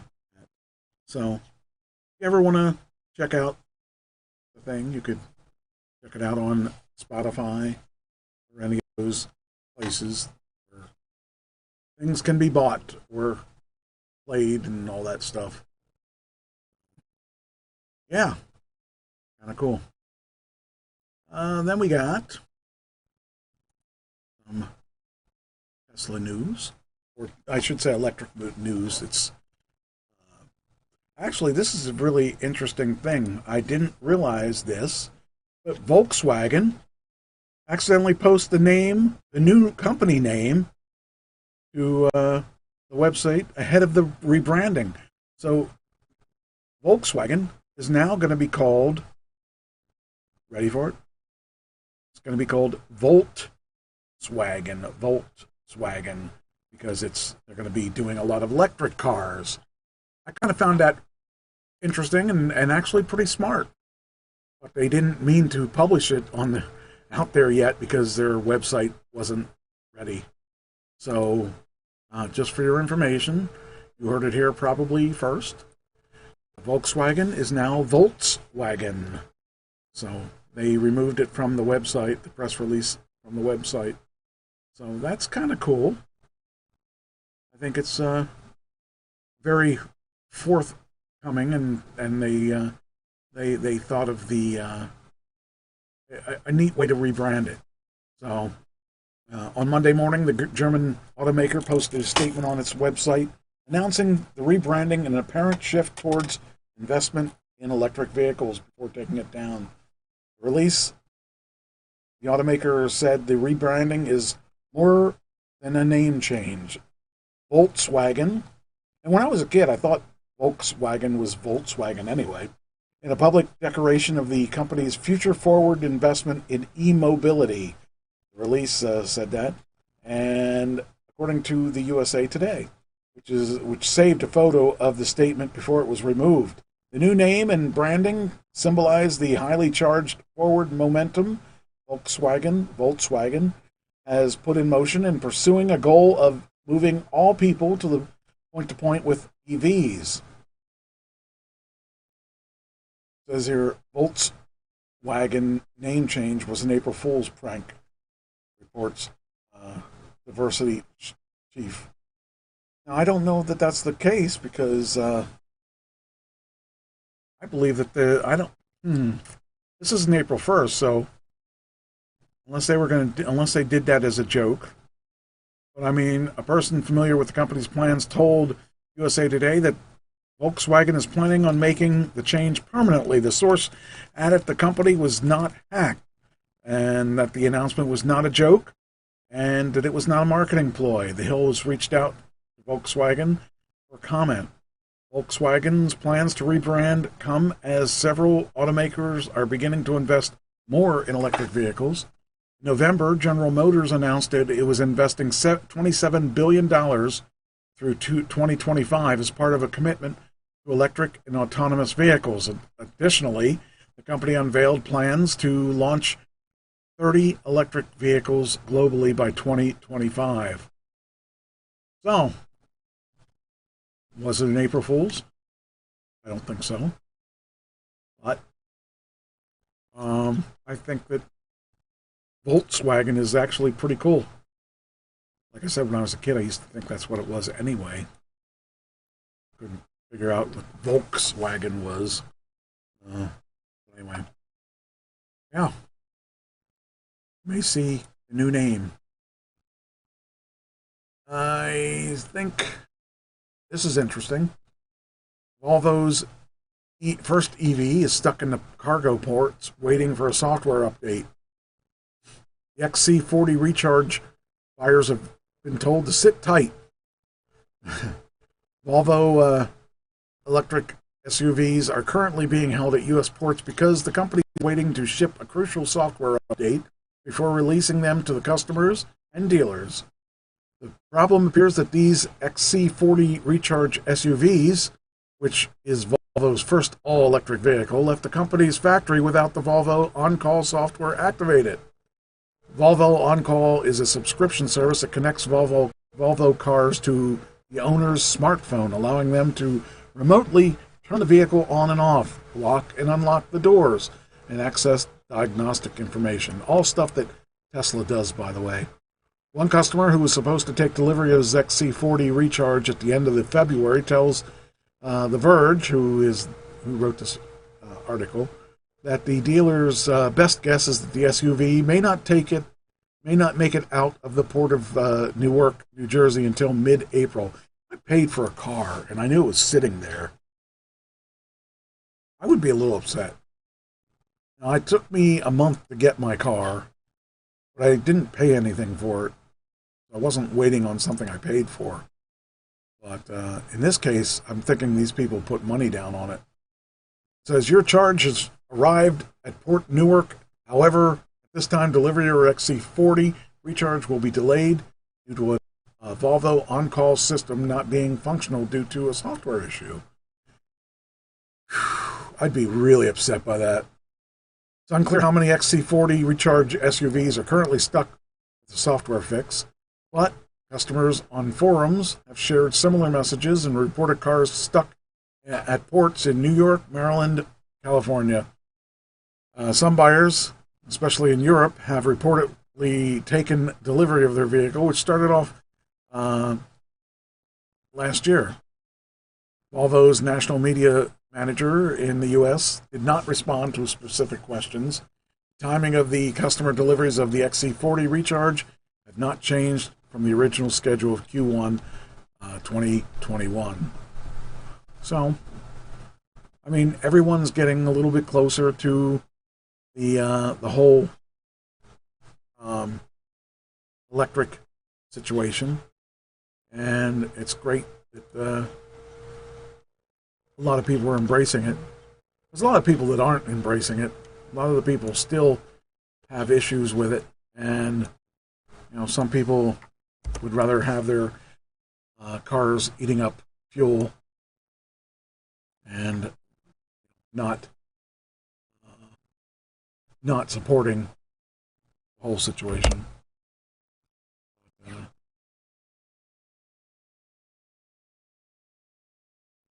Tesla's Model 3 and Model Y grabbed 2 out of the 3 global EV sales spots.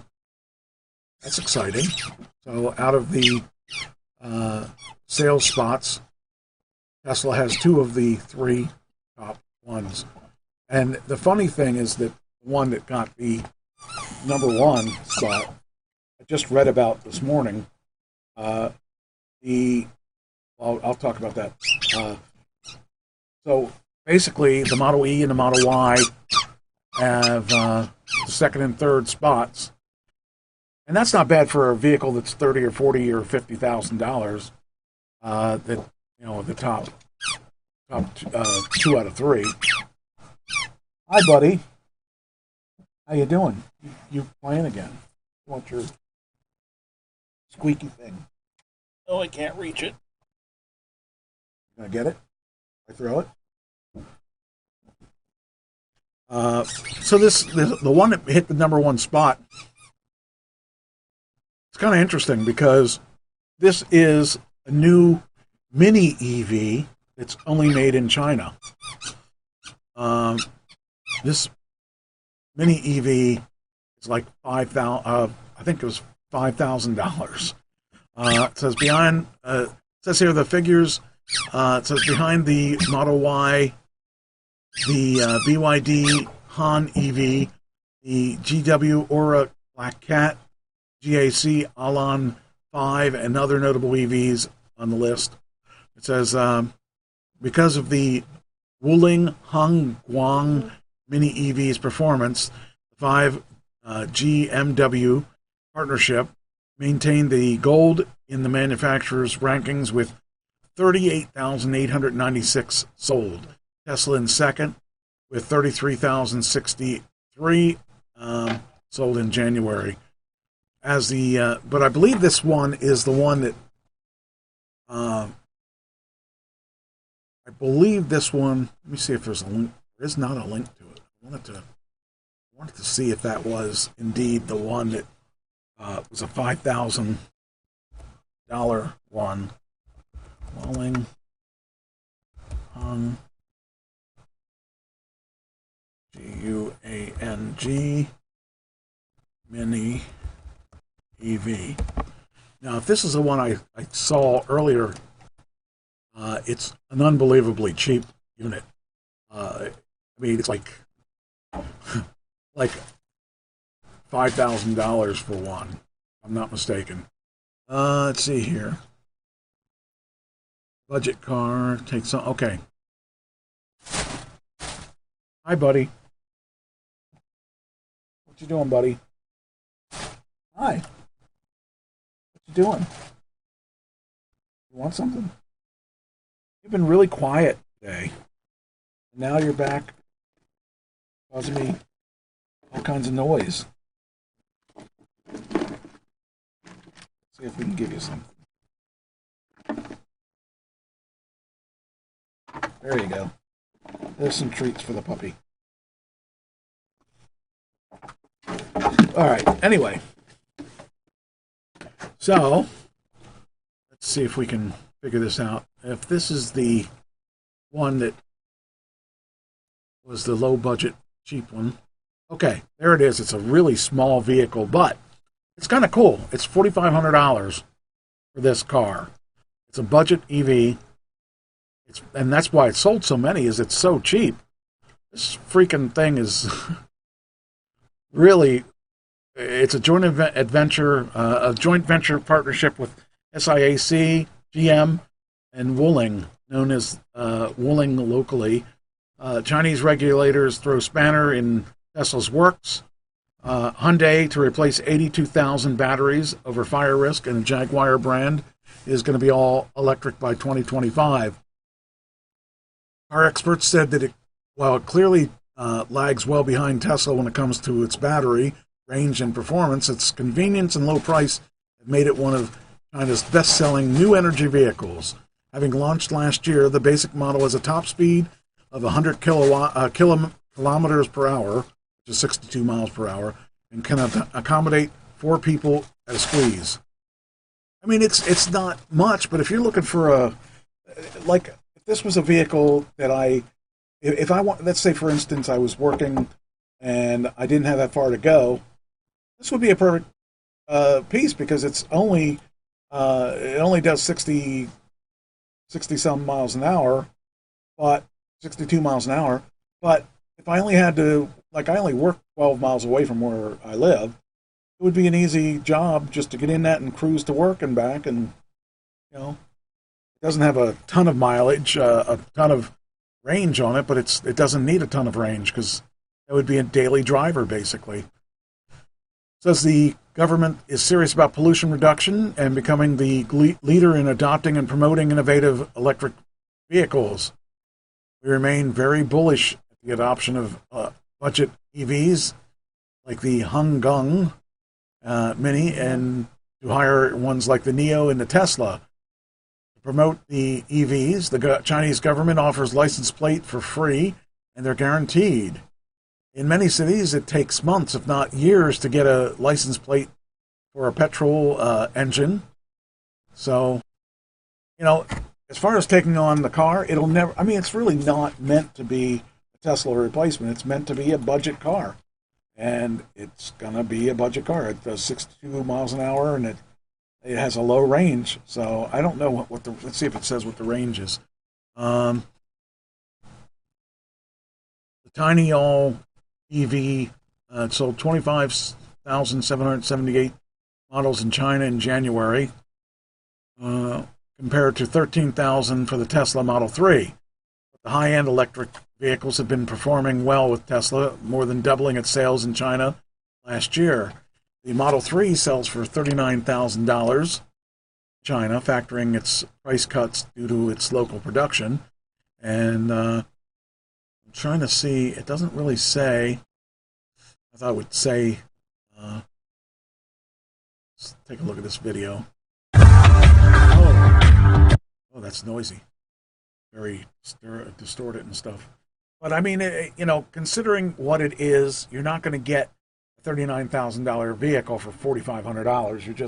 You're just not going to get that. Hello and welcome to the Week in Tech. It was the week that ex-Google engineer Anthony Lewandowski was amongst a flurry of presidential pardons signed by Donald Trump in his final days in office.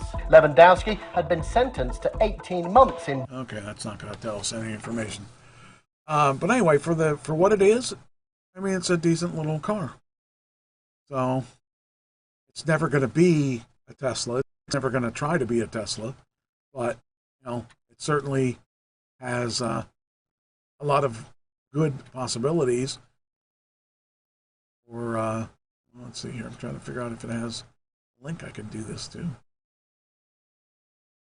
This car is pretty cool, considering. But, you know, like I said, it's $4,500. $4,500 versus $40,000. Let's see if we can do this here. Put this down and yeah, there we go. That way people can see this. Because it's really, you got to see it to believe it. It's it's really a small car, but it's kind of cool. There we go.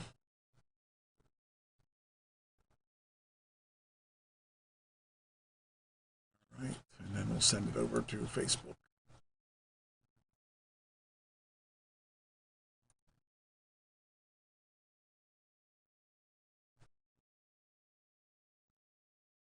Right, there it is. Okay. Kind of cool car.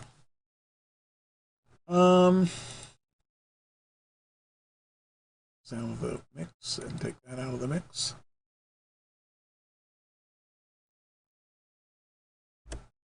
And we next we have a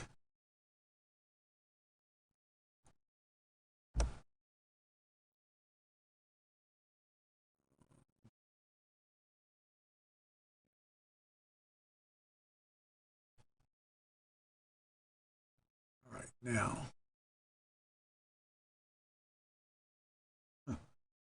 On the other side of the coin, we got these electric cars that are trying to save our world. But on the other side of the world, we've got a 3,000 horsepower diesel dragster that doesn't care about the world, runs a 6-second quarter mile. That's freaking fast, but it's punching out tons of pollution out of it. It says diesel engines look set to be phased out in a few years, at least on automobiles. They're still running strong in cars across Europe and Asia, but no production car oil burner is as ludicrous as the diesel mills currently used in drag racing. Diesels aren't very common at a drag strip. Most racers go with gasoline or alcohol, and oil burners pop up from time to time to blow a cloud of smoke while running a quarter mile. The triple turbo dragster with more than 3,000 horsepower take the cake with a 6-second run. Proper slingshot style dragster with the engine behind the driver's seat. Contraption pairs a 7.6 liter inline 6 international engine with no fewer than 3 Hypermax turbo units. The combo cranks out in excess of 3,000 horsepower, more than twice the power of the Bugatti Chiron, or the combined power of more than 6 BMW M4s, if you will. But the mill also blows out a whole lot of smoke in the air. I guess there isn't much concern about the global warming at the drag racing events. It's not a legal issue yet, since oil burners are still legal. Anyway, the big turbos and massive cloud of smoke with impressive performance, the dragster launches quicker than a jet fighter, doesn't struggle much with grip, and it runs a quarter mile in 6.69 seconds. Trap speed is an insane 217 miles an hour. It actually is shocking that the rear end stays together during that aggressive launch. That's freaking fast. I can't even imagine a car going that fast. But, hey, what the heck? Faster is faster, right? it doesn't matter that the world's going to blow up because of vehicles like that. But yeah, I just think that it's an amazing speed thing, and actually, I'm fairly happy with the speed my car does. I don't have to go any faster than that.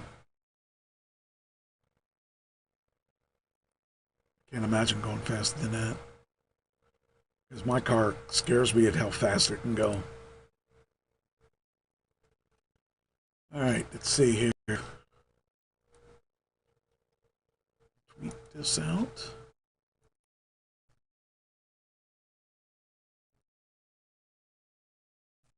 All right. GM shipping full-size pickups with worse fuel economy. Just the opposite of what I would think that we would want to do. People just, I mean, I don't understand why we can't do better than this. Why we have to keep putting these gas guzzlers out. I mean, it'd be one thing if it was a hybrid. They were trying to make it better mileage. I thought there was some kind of directive to do better with efficiency. I don't know. This doesn't make sense to me. But the bottom line is that it's going to eventually come to a head. Part shortage means GM is shipping full-size pickups with missing fuel economy module. That means worse fuel economy. Anything to get pickups out the door, all that and more. First gear chip shortage means no fuel economy module. The global semiconductor shortage has been wreaking havoc across the car industry, with huge production cuts and factories getting shut down, even here in the United States. Not shutting down GM's full-size pickup truck production. Nothing stands between America and its pickup trucks. Not a global pandemic, certainly not a parts shortage. Even if this means sending trucks out the door with worse fuel economy. It says here, GM will have, it says here, wait a minute, where's the credits at? Let's see. GM will have to use credits from its past years that had greater fuel efficiency to meet the federal CAFE CAFE requirements for fleet-wide fuel economy. Just last night, apparently, well, let's see here.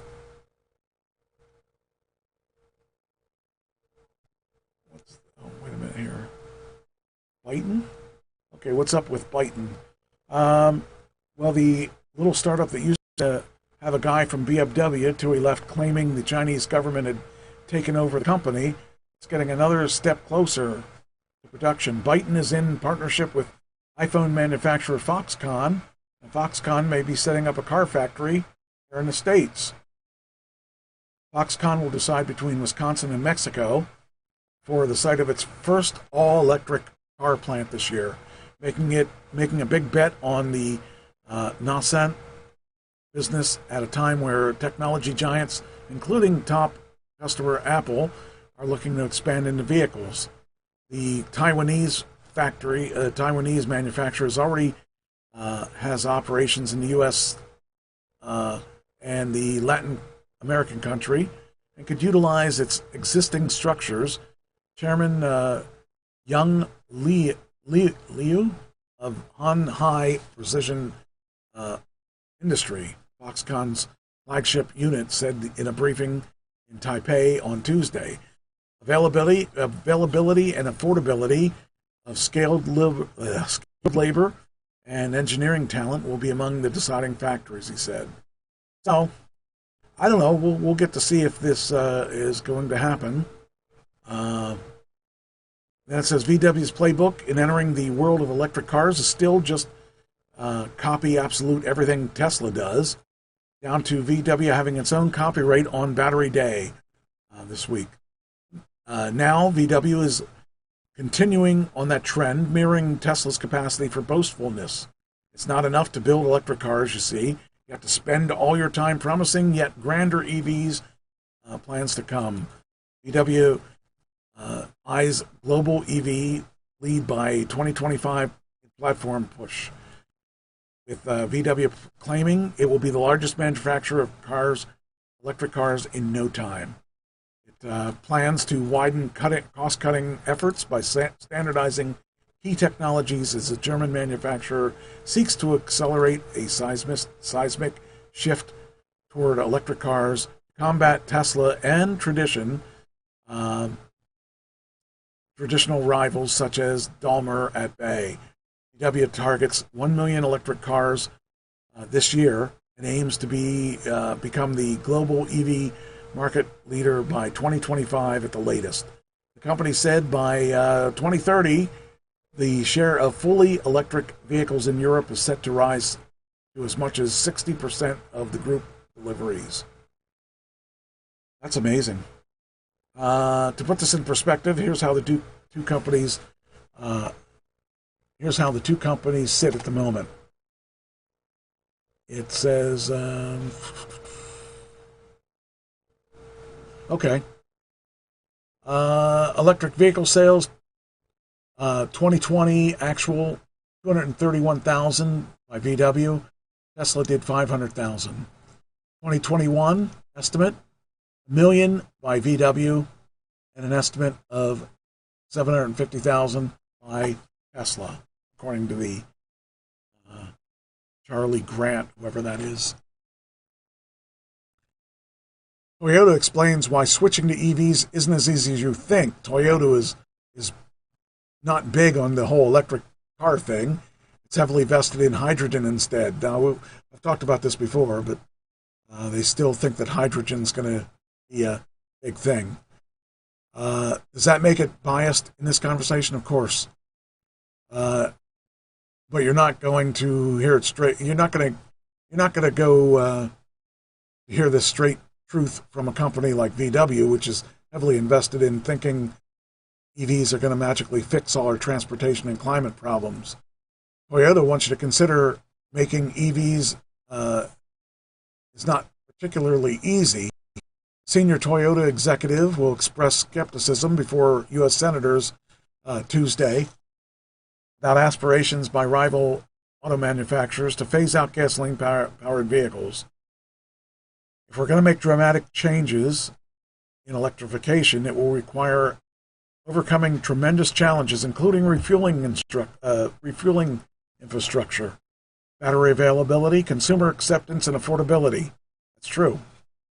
And all right, it's less Toyota wants you to think that it's making EVs is hard. It's more Toyota wants the government to think that and cut it some slack.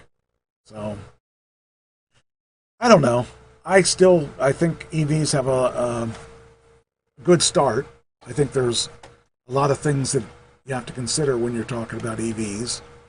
And I don't know. I guess we're going to see in the next couple of years what's going to happen, because 2025 isn't that far away. I figure this is 2021, 4 years. So anyway, well, I think that's about it. I think it's time to wrap it up. So, right now I got to figure out where my closing is. I don't know where it's at. So I got to figure it out. Let's see. This. Actually, I don't have to do this, do I? There it is. All right. I will talk to you guys next week. And as always, thank you for listening. And we will talk to you then. As I get this clip up here. I'll talk to you later.